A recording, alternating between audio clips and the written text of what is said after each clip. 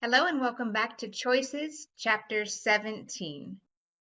Chapter 17 is a fun one. It's all about personality and how our personalities in the relationship enhance the relationship and sometimes make things a little more challenging. So, in order for this to be fun, you have to play along. So, I'm going to ask you to put me on pause for a second while you grab a piece of paper and a pen, and we will get started. Now that you have your paper and pen, I'm going to ask you to go on full screen so you can fully see the slides. That's full screen, those arrows in the upper right-hand corner. And let's start talking about personality.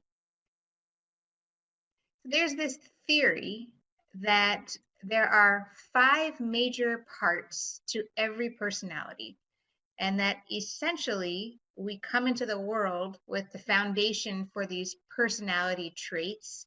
They develop over the course of the lifetime, but essentially they pretty much stay a lot the same, even as our behavior changes and experiences change.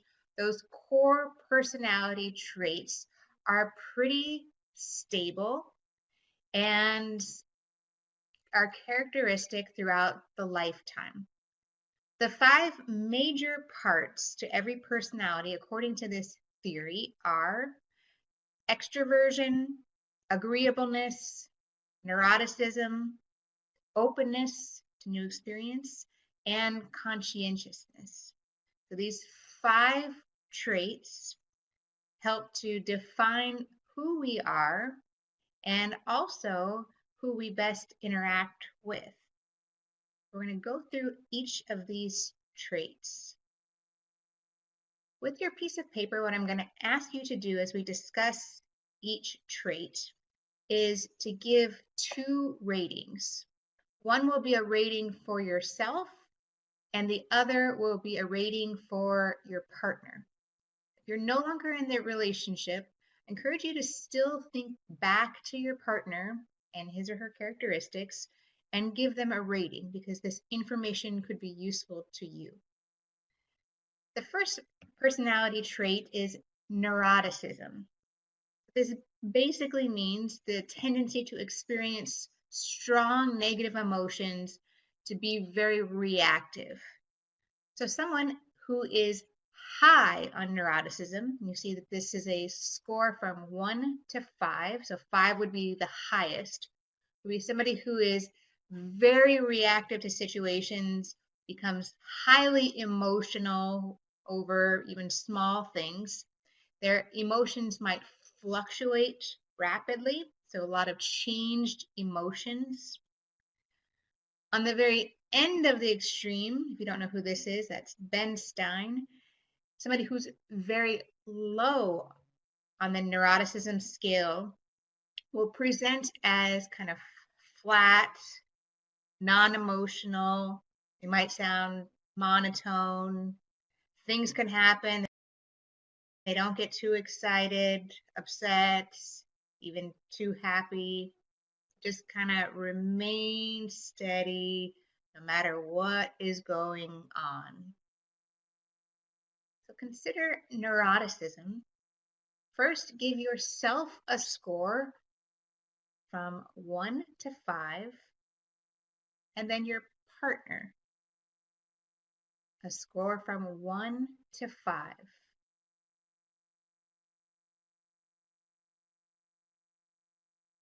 The next personality trait is extroversion. So that is the tendency to be outgoing, social, and to have a dominant style. So on this scale of 1 to 5, you'll see somebody who's on the very high extreme of extroversion, likes to be outgoing, likes to be in the company of people all of the time, have a lot of interaction, gets a lot of energy from being around other people, and their dominant style means that they tend to stand out in a crowd, make themselves known. On the very low end of extroversion is somebody who prefers to be on their own, although they can be with other people given the choice, they prefer to be on their own. Also, somebody who, if they have questions about something, tends to turn inward and ask themselves rather than seek answers from other people. So this person might be very quiet, but not necessarily, even on the lower end. So you can't have somebody who is sort of outgoing, but it's more about what their preference is. They can be around other people, but would prefer time on their own, or at least to have breaks or shorter periods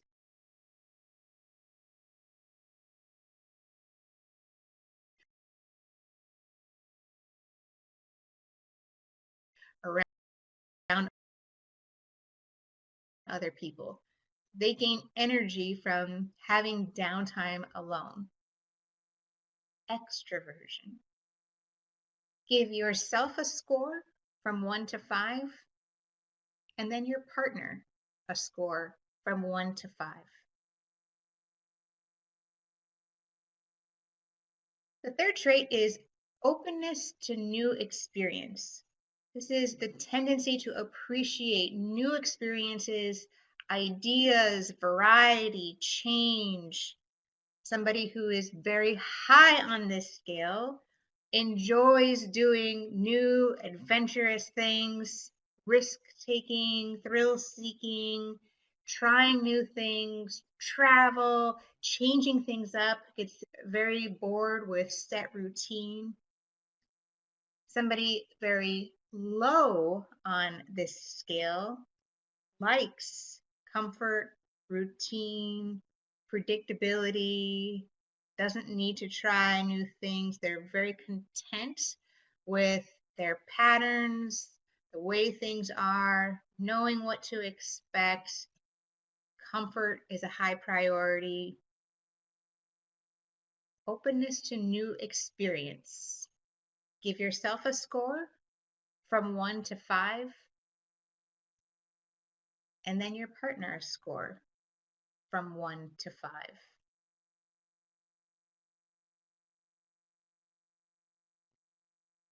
Fourth personality trait is agreeableness. And this is the tendency to be trusting, sympathetic, caring, get along well with others. Someone who's very high on this score is always thinking about other people, being sympathetic to their needs, might be highly involved with family and friends when issues come up. They're the person that people can turn to. This is your coworker at work who remembers everybody's birthday and sends out cards.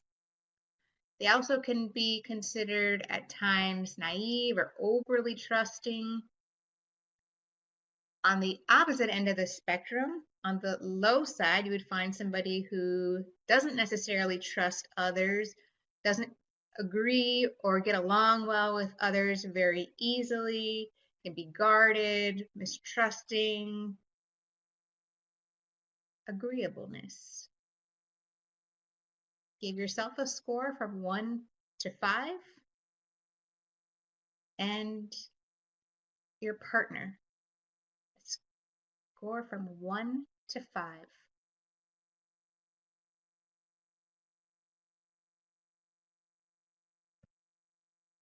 And the fifth trait is conscientiousness.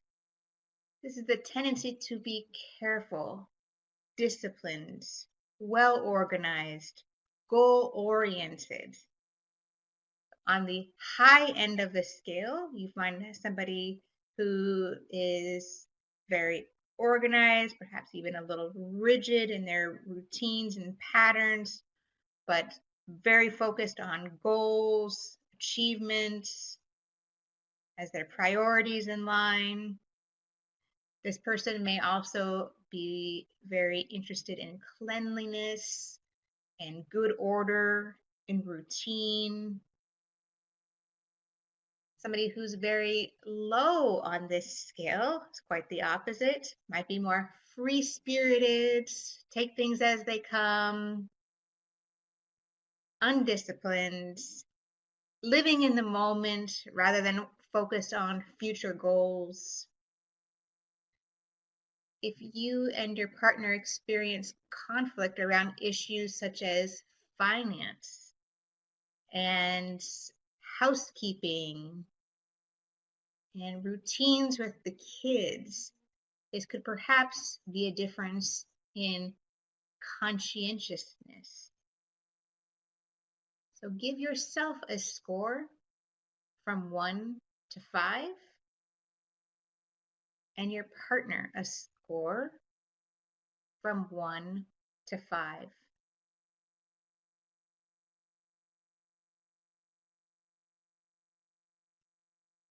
So these 5 personality traits can be both beneficial and a source of conflict in relationships.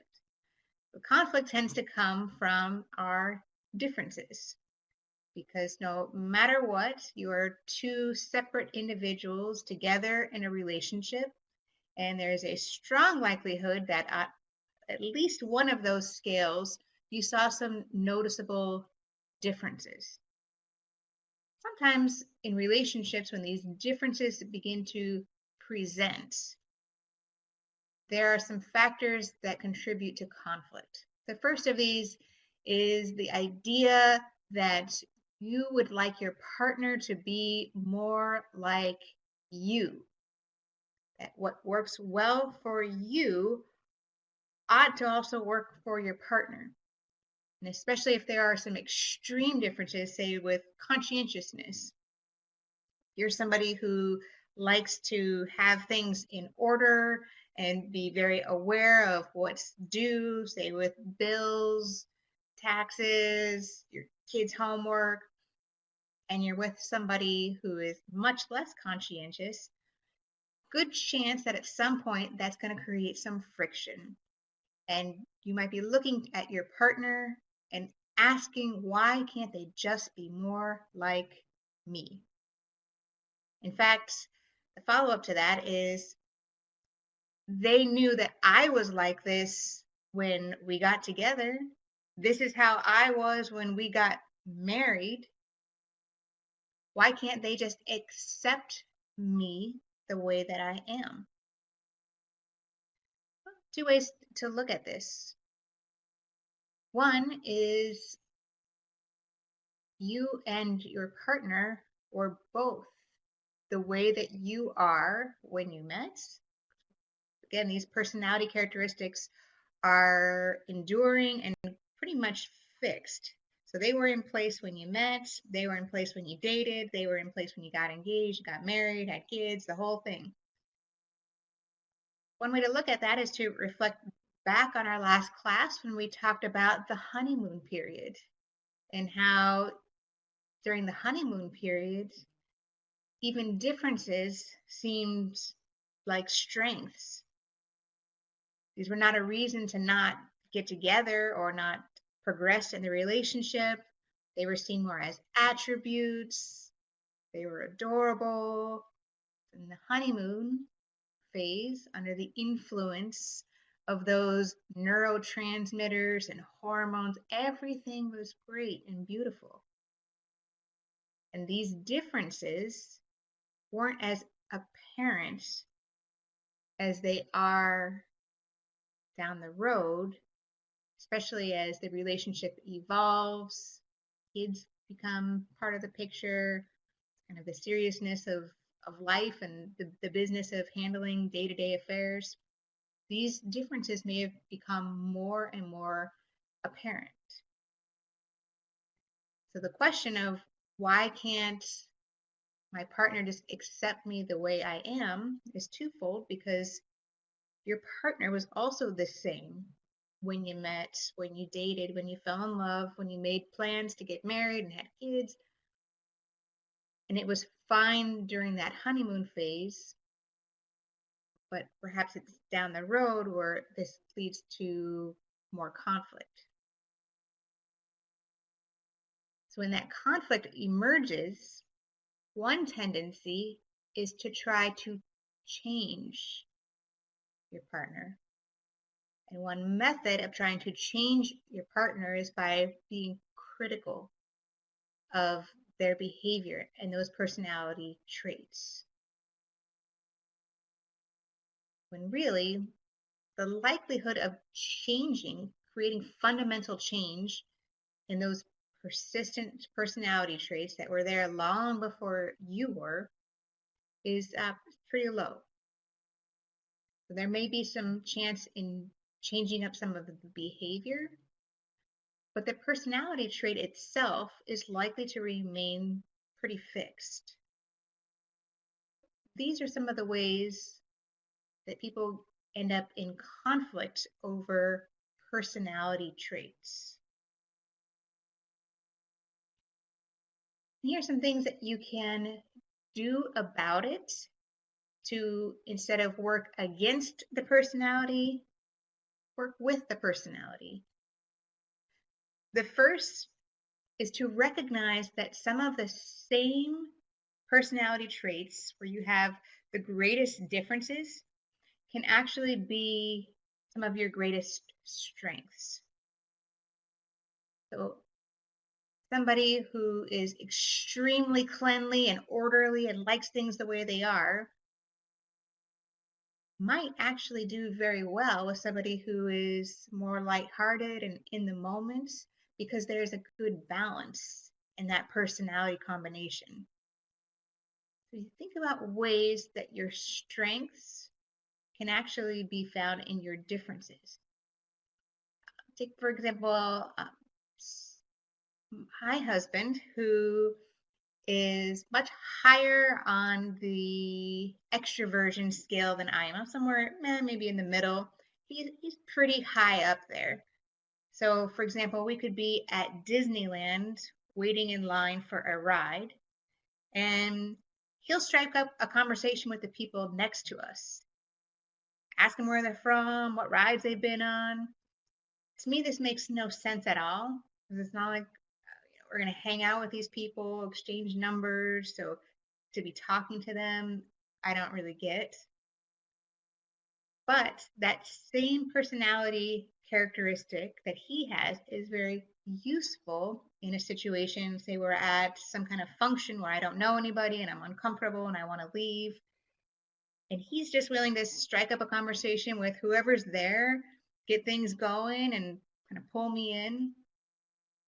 It works very well. There's a nice complement in that personality difference. The second tip is to accept your personality differences as inevitable. No matter what, even if you try to find somebody who is more like you, you're really doing is reshuffling this deck of personality characteristics. There are going to be differences. That is inevitable. So once you understand those differences and can learn to appreciate and actually utilize those differences, it can really enhance your relationship. So the third tip is to really separate out the personality trait from behavior. So while you are unlikely to seriously change anyone's personality trait, you can spark a little change in the behavior that comes from it.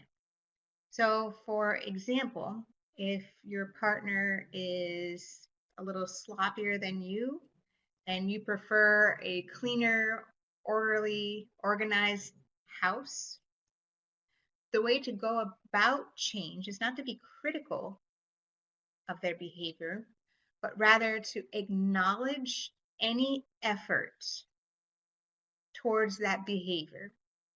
So anything that they do to pick up their socks, to specifically call it out, to thank them, to say why it's a big deal, why you appreciate it.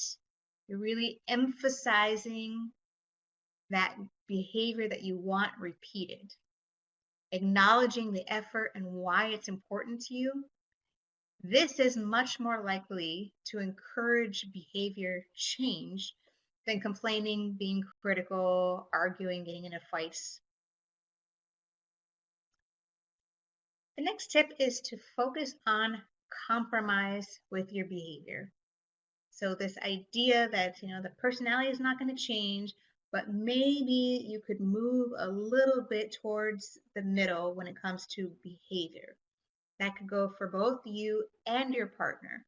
So if you're somebody who prefers to spend Friday night at home, watching a movie, being comfortable, relaxing, and your partner likes to be out with other people, socializing, perhaps there's something in the middle that the two of you can agree upon where maybe you're making some compromises, going out, but for a shorter amount of time. Or maybe on Friday agreeing to do this, but on Saturday staying home. So finding that compromise, that middle ground between the two. The next is to think of your big picture. Think back to that overall scene of what is important to you. If your big picture includes this relationship, this is the thing that's driving you and motivating you, it also comes with a little bit of discomfort. Being willing to tolerate some of that discomfort where you can, make some of those compromises where you can, knowing it's serving your big picture, your overall goal, what you want more than anything, will help to keep these discrepancies, these disagreements into perspective. So if you're not in the relationship, how can you use this in the future? Well, the first way you can use this is to take a look at those scores that you gave yourself and your former partner. Try to recognize, were there areas where there were extreme differences? Did a lot of your conflict fit into those categories? Are there things in these categories that for you are not negotiable? If you know that it is extremely important for you to be out and about and trying new things and being adventurous and having a partner who's willing to do that with you, maybe you can add now something new to your list of kind of non-negotiables that you're looking for in a future partner, because you have something to reflect back on of what worked and what didn't work. Also take a look at that list for things that were compatible, even if they were different, because those can be personality traits that you're looking for again. There is no exact formula to this, because each new personality is a new combination, and the way that you will eventually interact, get along with, be compatible with each new person will be different. But you can definitely see some major characteristics, some definite traits of things that tend to work better for you, and be more aware of them. Look for those things. And if you don't see them, know when perhaps it's time to throw in the cards and keep looking. But even if you're not in a relationship, all of these tips can still work for you in the future, knowing that no matter who you end up with, they are likely to have a very different personality, knowing that the behavior isn't necessarily the personality, the behavior is choice. So even if you're high or low on a given area, you can still make compromises for the sake of the relationship, and accept that there's going to be a little bit of challenge and discomfort when two different people come together and form a relationship and a life. So use some of these same tips as you decide, or if you and when you decide to meet and try something new in the future. So to sum this up, I have to reflect back on a song. The year was 1991. The pants were tight, the mullets were long, And a band called Diamond Rio had a hit song called Meet in the Middle. You don't have to be a country fan to appreciate this song. Just wanted to read one of the lyrics.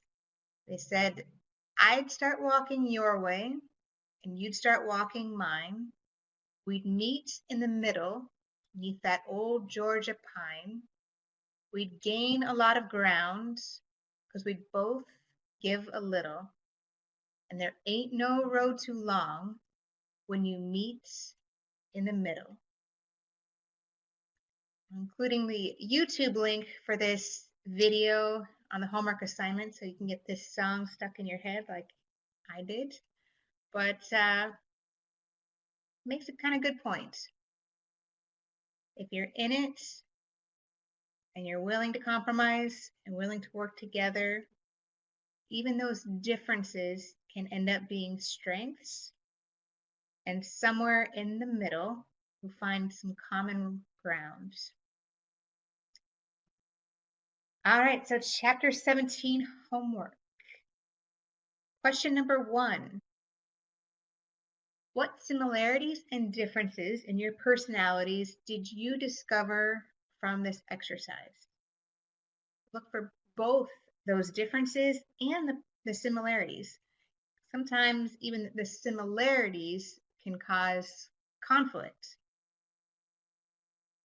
And number 2, how have personality differences contributed to conflict in the relationship?